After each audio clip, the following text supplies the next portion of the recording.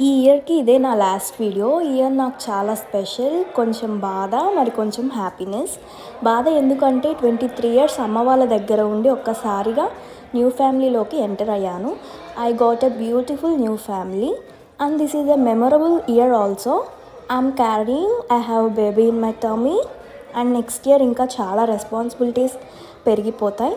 I need blessings for my baby from you all. Thank you and wish you happy new year to all.